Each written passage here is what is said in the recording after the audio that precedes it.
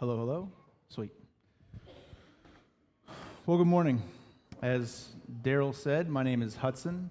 My wife's name is Gabby, and we are missionaries in Papua New Guinea.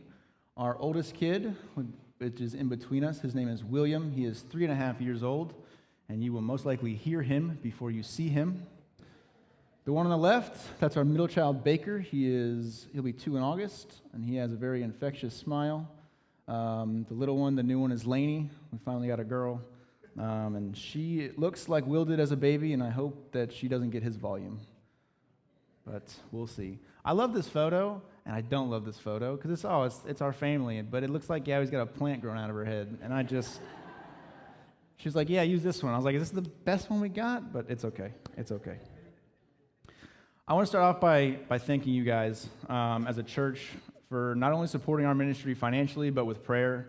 I know we only get to come here once a year, and hopefully we're in New Guinea for another 3 years after this. But we really do, when we come here, we feel like family. And so we just really appreciate you guys and all that you guys do for us. Our game plan today is we're going to look at Acts 15 through 20. I'm not going to read all 5 chapters because you and I both don't want that. But we're going to read a little bit and get into it. And then we're going to give you an update on our ministry and how it's changed, because it has changed drastically since last time we were here. Our goal today when we're in Acts, we're going to look at Paul's missionary journey.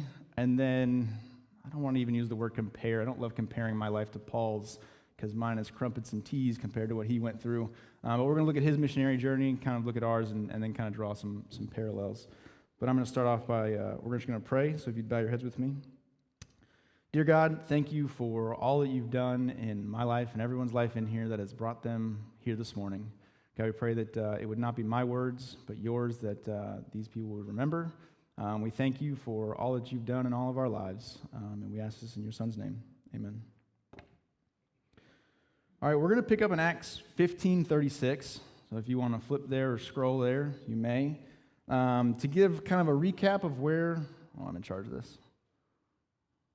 Maybe. I can do this.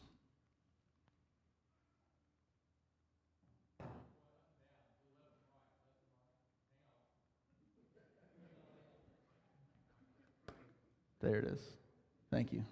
So to give a recap of where we're at, in Acts 15 is the Council of Jerusalem. So all of the disciples, they're in Jerusalem, and there's been a lot of disagreements on whether or not the Gentiles are actually saved and what it looks like when they are saved and what they need to do and what don't they need to do with following the rules and the laws. And so they come to this conclusion that the Gentiles, they don't need to be circumcised in order to be saved, which is a big relief for them.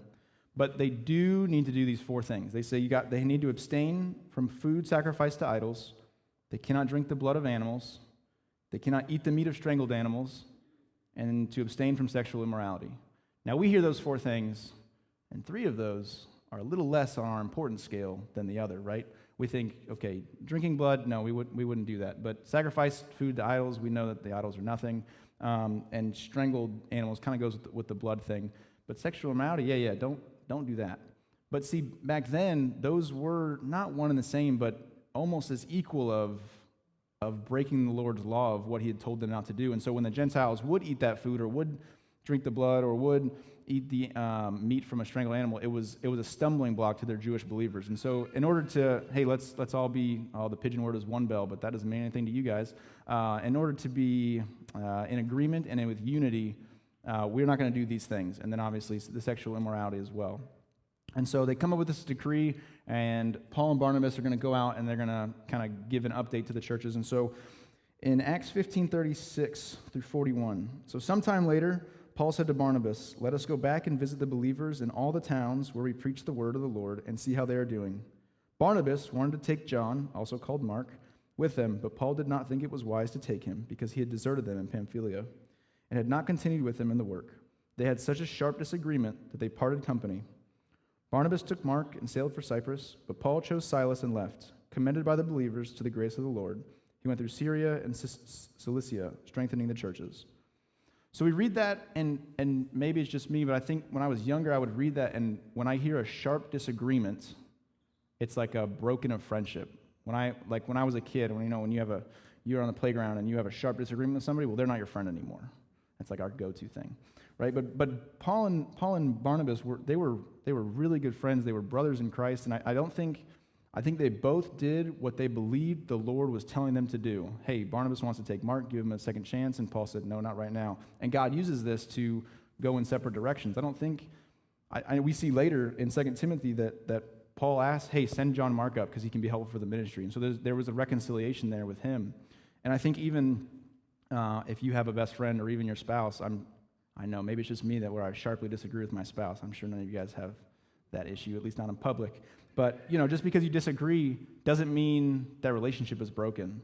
And so, yes, they went separate ways, but they both wanted to strengthen the churches, and God used that to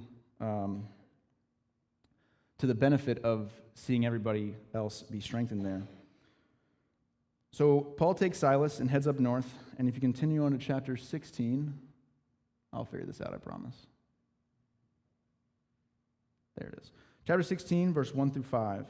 So Paul came to Derbe and then to Lystra, where a disciple named Timothy lived, whose mother was Jewish and a believer, but whose father was a Greek. The believers at Lystra and Iconium spoke well of him. Paul wanted to take him along on the journey, so he circumcised him because of the Jews who lived in the area, for they all knew that his father was a Greek. As they traveled from town to town, they delivered the decisions reached by the apostles and elders in Jerusalem for the people to obey. So the churches were strengthened in the faith and grew daily in numbers. So we see in verse 1 and 2 that Timothy was a disciple, and he was well spoken of among the believers. And this was before he was circumcised. And the order of that is important because the Council of Jerusalem just said, Gentiles do not need to be circumcised to be understood as believers. So why did he do it? Well, he did it in order to not be a stumbling block in their ministry. A small ask of Timothy there. But it helped, and you can see that the church is strengthened in faith and grew in daily in numbers. And you see in verse 4 and 5, it's kind of a callback to Acts 15:36, where Paul says he wants to go back and visit the believers, and that's what he ends up being able to do.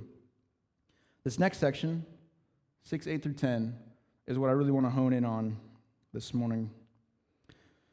Paul and his companions traveled through the region of Phrygia and Galatia, having been kept by the Holy Spirit from preaching the word in the province of Asia. When they came to the border of Mysia, they tried to enter Bithynia, but the Spirit of Jesus would not allow them to. So they passed by Mysia and went down to Troas. During the night, Paul had a vision of a man of Macedonia standing and begging him, "Come over to Macedonia and help us." After Paul had seen the vision, we got ready at once to leave for Macedonia, concluding that God had called us to preach the gospel to them. Having been kept by the Holy Spirit from preaching the word in the province of Asia. And then again, as they tried to enter Bithynia, the Spirit of Jesus would not allow them to do that. The word doesn't tell us why that happens.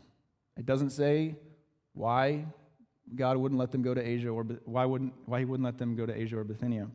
We know from Romans 15 that Paul's goal was to preach where God had not been preached. And so he wanted to go into the province of Asia and into Bithynia, and God told him no. And we see that here on this next one. If you have an old school Bible and not an iPad version like myself, this map might be in the back of your Bible. This is Paul's missionary journey that he's on that we're kind of reading about. You see in the middle, has it got a pointer? No. It goes up into Bithynia and then takes a hard left towards where that Asia, and then they go over across into Macedonia. So I want to zoom out a little bit for the next 4 chapters of where, if God said no to one thing, what ended up happening because of that? Well, you see in chapter 16, they go to Philippi. And in Philippi, we meet Lydia, and her family and her whole household becomes believers. We see Paul and Silas get thrown in jail. There's a big earthquake. The doors fly open, which is not normal for an earthquake, and the chains break off. Again, not normal. The jailer sees it. He's like, oh, man, I'm going to die because of this. But before he can kill himself, Paul and Silas say, no, we're all here. And so the jailer and his whole household all get saved. In chapter 17, they continue on into Thessalonica, where naturally they start preaching, run into a little trouble, and have to escape at night down to Berea. The trouble follows them, and they go from Berea to Athens. In Athens, we get the great speech of the unknown God. I love that Luke says that in Athens, there's a lot of men that sit around and talk about nothing all day. I think sometimes we can catch ourselves doing that at times, but I digress. We continue. So chapter 18, he goes to Corinth, and we meet Priscilla, Aquila, and Apollos. And we see that two of Priscilla and Aquila went with Paul to Ephesus and stayed there, strengthening the church there. In chapters 19 and 20, we see Paul kind of going back through the churches that he went through, that he had planted, meeting with the believers, strengthening them. At this point, I'm sure you've recognized some of the places that I just mentioned: Corinth, Thessalonica, Philippi, Ephesus. Paul wrote 6 of the books of the Bible we have today to those 4 locations. Now, I'm not going to say that if Paul had gone into Asia or Paul had gone into Bithynia, then we wouldn't have part of the Bible, because that's a bit of a stretch for me. But God told him no to one location and sent him to another location because he had something better for him, something better for you and I. I don't think Paul had the wrong motives or the wrong intentions of trying to go to Asia and trying to go to Bithynia and wanting to preach where no one else had and to build on no man's foundation. But we see that God told him no. And really, we don't ever get an answer of why he told him no. But he told him no, and he had to trust the Lord that the Lord had something better for him. The last little bit, in 1 Peter 1, when addressing the letter, Peter writes, "To the exiles scattered throughout the provinces of Pontus, Galatia, Cappadocia, Asia, and Bithynia." And so we know that eventually the gospel went there. It just wasn't Paul that got to do it, because God had something better for Paul. He had a different plan. Okay, so I'm going to take this time here and transition and get out of Acts and just kind of give you an update on our ministry, what the Lord's been doing in our life for the last year. When we left in last July, to go back to New Guinea, we still had to finish learning the national language. And so what it looks like to learn a language, doing culture, language acquisition, CLA, it's kind of a slog. It's every day just going out and just sitting with your language helper. You can't really see it here, but Gabby is translating the Very Hungry Caterpillar into Tok-Pisin. And so, when you're telling the story and you're doing well, then your language helper kind of looks at you like this. You're like, all right, I said something funky there. And so just trying to learn. And I think here, actually, Alice, her language helper, is reading the book and translating it, and Gabby's getting a recording to help go home and do the same, just keep studying. Here, this is Gabby again with my language helper, Joe, and here Gabby wrote a story about something that we had done, and so she's reading it, and then if Joe thinks something sounds funny, hey, no, actually you should say it this way. She'll write it down, and then you can have it to study. So we did that almost every day for about 3 months, just learning language, getting to a good spot, and then we had to go into bush orientation. When people who want to be church planners, there's a couple of processes. You got to learn language, you have to do bush orientation. And bush orientation is when you go into a tribe that already has missionaries and basically live there to see what it feels like to be in a tribe. And so we got the cool opportunity to go into a tribe called Wabaku. Now, Wabaku is neat to us because our friends, the Cheese Gels, work in Wabaku. The Cheese Gels are the individuals that kind of, for lack of a better word, recruited us into the mission. And so we've always had a dream to work together, but they've been about 8 to 10 years ahead of us in the process, and so looking at it just never really was going to line up. Well, it lined up that we were going to be able to go into bush orientation in Wabaku, and an opening on their team had come. And so if we went in and the people got along and we were good, then we were going to join their team. To get to Wabaku, this is a picture from the cockpit. That's our airstrip that we landed at. It's about a 50-minute plane ride to the middle of nowhere. And you land on that airstrip, and you get all your stuff off the plane, and you hike about a quarter mile down to the river, and you put it in a canoe. And I mean a canoe. A flattering photo of myself, I say. Yeah, but that's okay. So we're actually more limited on what we can carry in the aircraft than we are in the canoe. You can put about 600 kgs, it's about 1,200 pounds in that canoe before it starts to submerge. But that canoe, it's a 3-hour canoe trip from that airstrip to where Wabaku is. It's not a pontoon boat. There's no umbrellas. The sun's just beating down on you. I made the mistake of wearing shorts on the way up there, and I had a tan line for about 3 months. It's rough. But yeah, and you're just on the river. And culturally, when you're on the river, you see somebody that somebody knows, and so you pull over and you chit-chat for 5 to 10 minutes, and you hope your motor starts again, and then you keep going. But yeah, so then we got to Wabaku, and this is the picture of both families. Both families have actually had kids since then. They actually came home right behind us, and they have a daughter as well who's 6 days younger than mine. So that's been neat to do. But this is the photo we took, and to be honest with you, this is probably the happiest we got while we were in there. Yeah.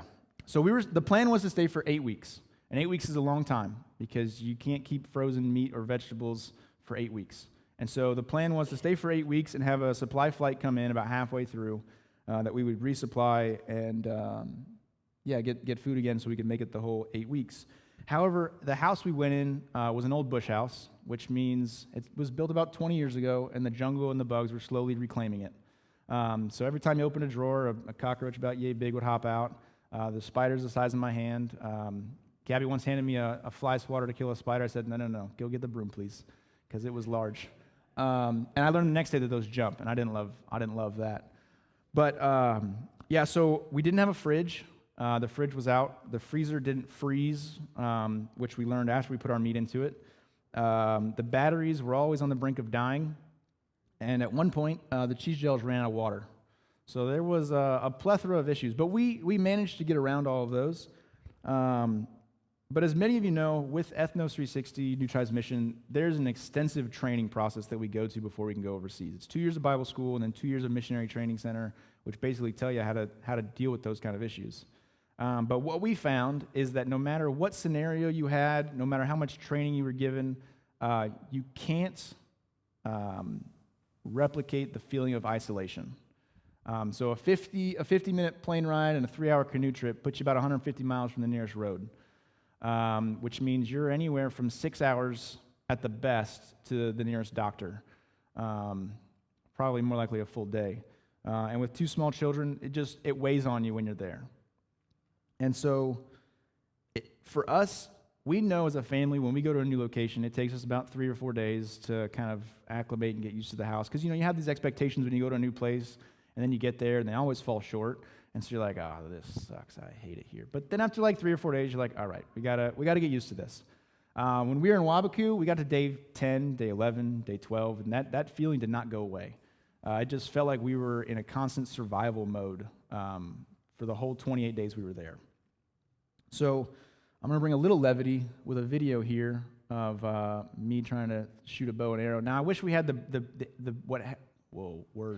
I wish we had the video of what happened previously, because the guy that's going to help me in the video, his name is Smiley, and we originally gave him the bow and arrow and was like, hey, could you shoot that box about 15 yards away? And he just grabs it, hits the box. Let's see how I did.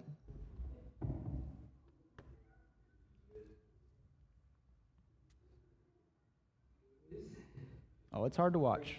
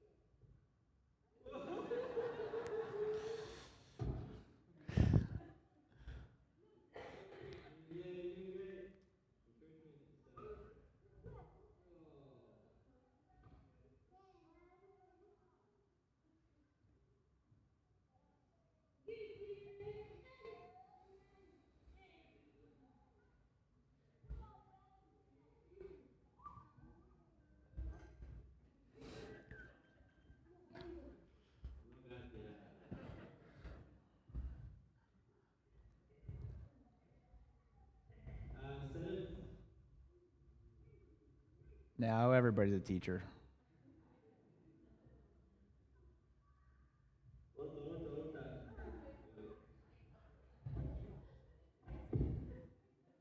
Yeah, so that kind of, in a nutshell, that's kind of how our time in Wabaku was. We had a lot of good intentions, and nothing seemed to work.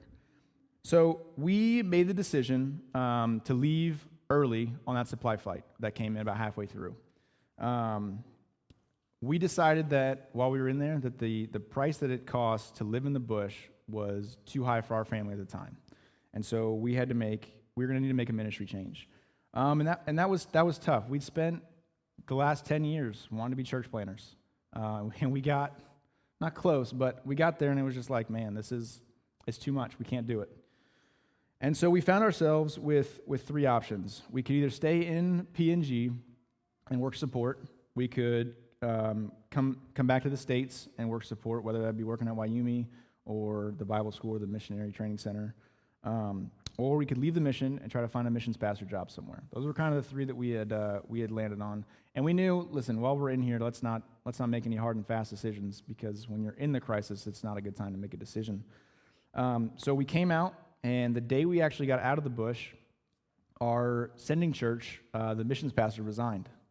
And so we thought, hey, maybe that's God clearly shutting one door and clearly opening another.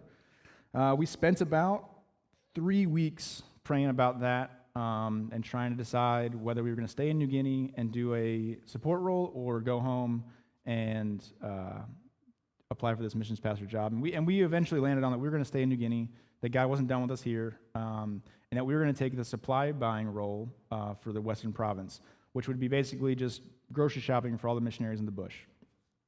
So we talked to the field leadership. His name was John Hudman, and he said, yep, that's great. If you guys want to do that, I'd love to have you. And then that was probably on a Thursday. The next day, John was leaving his office, and he said, hey, just want to give you a heads up. The directors are going to call you and ask you to fill a field-wide need. He's like, I don't like surprises. I'm not going to tell you what it is, but just want to give you a heads up. Okay. And as soon as he said that, I knew that they were going to ask us to be the flight coordinators. And I know that might be hard to believe, but here's why. So when we did our orientation as church planners, we did our orientation for New Tribes Mission Aviation, just learning how to figure out how to reserve the plane and do all that. I remember going to the hangar and seeing what Terry, who was the current flight coordinator, was doing, and I thought, man, that'd be a sweet job. Like, I think while if we were ever like waiting for partners to show up, or we had a year in between, I think I would enjoy doing that job. But then, as many of you know, we were delayed going back to New Guinea this last time because Baker, his paperwork was taking forever to come in. And so we ended up going and working at Wyoming for about 6 months. We actually missed you guys by like a week and a half. It was a real bummer, but I'm still glad you guys went. So while we're at Wyoming, Terry's wife, Melinda, and their 2 oldest sons came back to the States, and they were swinging through Wyoming and did the whole week there. And so on a Wednesday, we sat down for lunch, and we're just chit-chatting, and I just kind of casually was like, yeah, like I love what Terry does. I think that'd be really cool. And before I can even get the sentence out, she goes, would you pray about doing it? Well, I said, well, it's hard to say no when people ask you to pray for something like that. I'm like, well, we're trying to do the church planning thing, but all right, I'll pray about it. And that was 6 months before we decided to step into the support role. So, day one. There's me in my little school outfit, day one of school. Actually, Jason Cheesegel took that photo.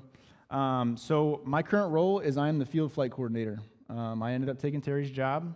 I started in December and was kind of learning the new role. So what does my role look like? So as the flight coordinator, we have 3 Kodiak aircraft. The Kodiak is what's pictured behind me. And then we have 2 RCC-6 helicopters. And whenever a missionary needs to go in and out of the bush, needs a resupply flight, somebody needs to come out for medical, they're coming out for meetings, what have you, they email me, and I have 2 national guys that I work with, and we put them on the schedule, and we make it work. I'm also in charge of when the planes come in for maintenance, because every 100 hours we have to do maintenance on the aircraft. So we try to make sure that we never have 2 airplanes in maintenance at the same time. We try to make sure that there's a week in between, because it's a very tedious task, and we don't want to burn out our mechanics. I get a lot of questions. Are you a pilot or are you a mechanic? No. And if you find yourself in an airplane with me and I'm the one flying, we're in trouble because I don't know how to do it. So I actually got to do.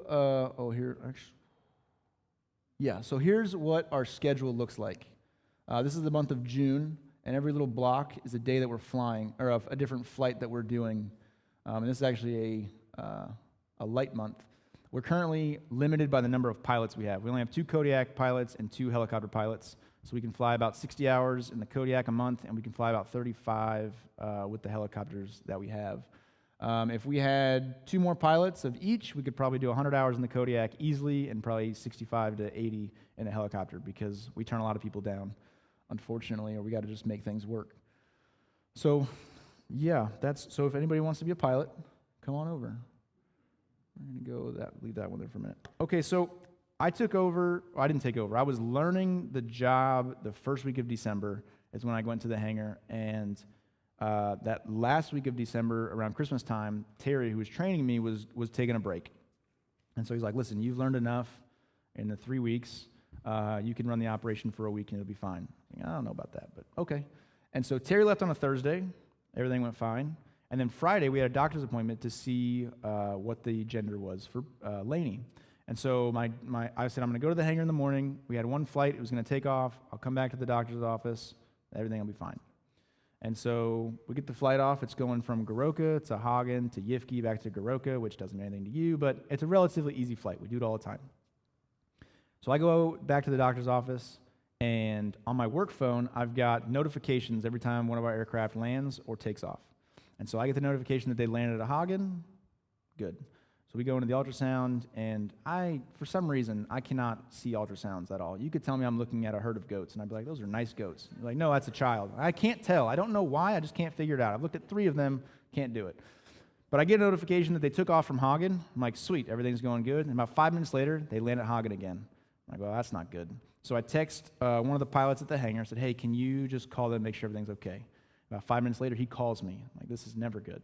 He's like, hey, I'm going to get the other airplane ready. I've got to go get them. They hit a bird.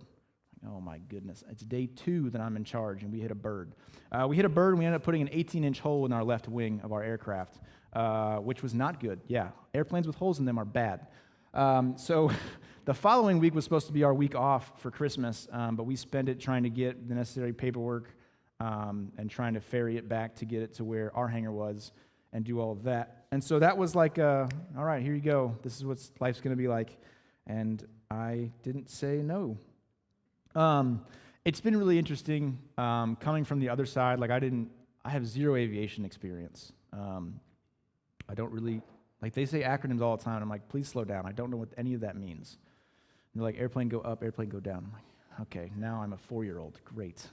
But it's been cool to be from the church planning side and then come over to the aviation side because as we are one team, there are a lot of, unspoken expectations from both sides, and there are frustrations that come from both sides, where it's like why can these missionaries not understand how to book a flight? And I'm like, well, they've got 6 other full-time jobs, and they can't remember what box things need to go in.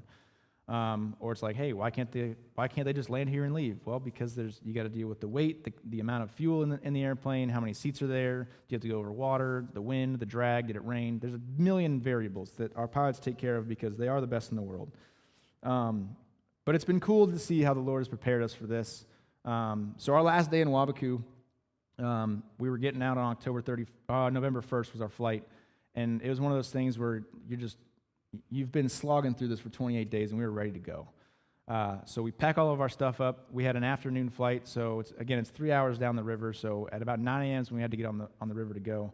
We pack all of our stuff in the totes. I take it down to the bottom of the house, and Jason Cheese Joe walks over, and he's like, hey, NCMA called. They're not coming today. Gabby was upstairs, and I said, you go tell her. It's like, I said, I gotta deal with the fallout afterwards. You can be the bearer of bad news. So they weren't coming, so we took one of our totes and had to set up mosquito nets, and it just, we pouted for 4 hours. And then we went and enjoyed another day with our friends. But the following day, the plane was no longer an afternoon flight. It was going to be a morning flight. And so the plane was going to get there at 9 a.m., which means you got to be on the river by 6. So we got up at 5, pack all of our stuff in, get on the river. Well, the thing about the river is once you're on the river, there's no cell service. So if they cancel that flight again, you're not going to know.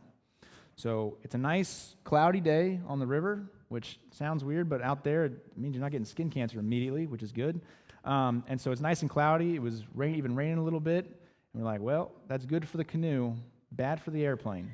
So we get to the airstrip, and the river was kind of low, and so when I say we walked through mud to get off this riverbank, like it was, you step in, and it's like up to your knees, and you're holding a child, and trying not to drop them, and then you got to get all your stuff out, and you're just like, okay, it's fine. So we walk the quarter mile to the airstrip, and we can hear the plane coming, and we can hear him, and he's circling, and he's circling, and he's circling, and then he leaves.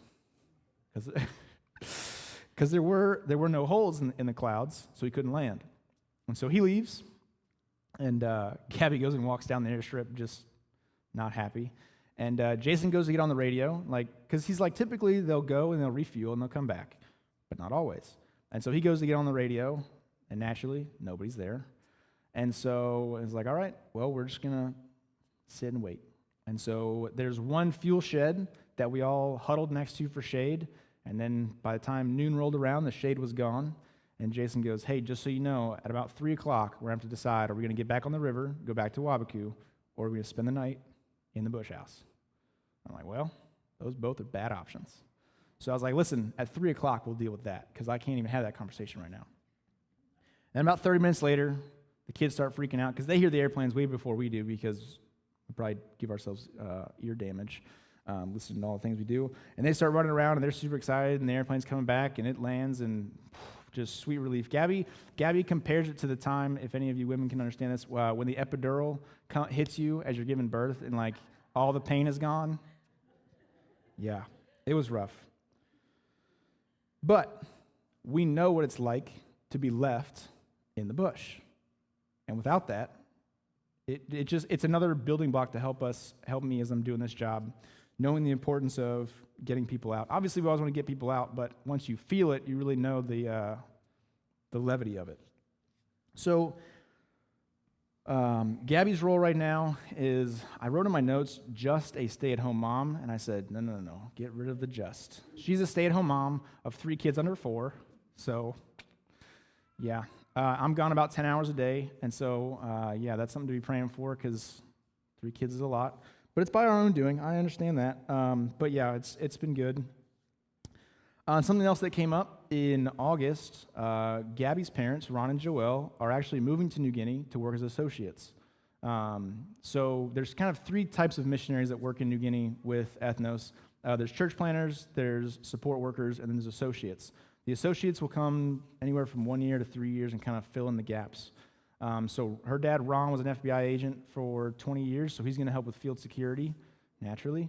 And her mom was a paraprofessional in the school, so she's going to help in the school. They'll be living on the same base as we are, so that'll be super helpful, and we are looking forward to that. We told leadership that we would do this for a year, because we were still just trying to figure out what the Lord had for us. We have since changed that, and we told them we'll do it for 3 years until our next furlough, and then we'll kind of just reevaluate what the Lord has for us. So how are we going to tie all that together? Again, I don't love comparing my life to Paul's, but just as Paul had to hear God say no, we had to hear God say no. And we had to trust him and follow his leading on what he had for us. Even though 5 years ago, I'd have been like, no, I don't want to do that. I want to do this. But yeah, going back in that canoe, we didn't know what the Lord had for us. But what we did know is that we had a team of people like you guys praying for us, standing behind us, that we really appreciated. Even when we get it together.